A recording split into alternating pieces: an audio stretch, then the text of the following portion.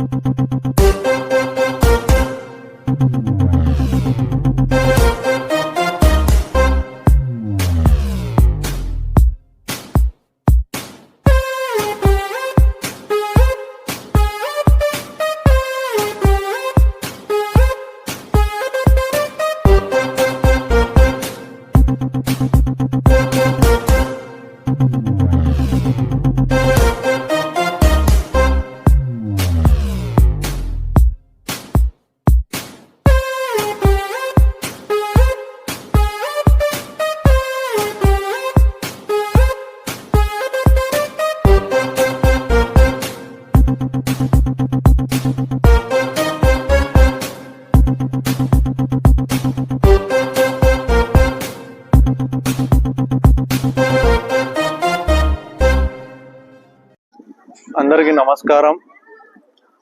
ప్రతి 5 సంవత్సరాలుగా మనం చూస్తూనే ఉన్నాం. మరియు మున్సిపాలిటీ తరఫున మన చైర్మన్ గారు మరి ఎప్పుడు ముందుండి ఈద్గాలకి రంజాన్ మాసంలో ముస్లిం ప్రజలందరూ నమాజ్ చదువుకొని వస్తారు కాబట్టి అందరికీ కావాల్సిన సౌకర్యాలన్నీ ఎప్పటికప్పుడు మానిటర్ చేసుకుంటా ముందుండి చూసుకుంటా ఉంటారు. అదేవిధంగా ఈరోజు మరియు చైర్మన్ గారు, మరియు వార్డ్ కౌన్సిలర్ గారు, మరియు మైనార్టీ కౌన్సిలర్స్ అందరూ ఈరోజు విజిట్ చేశారు.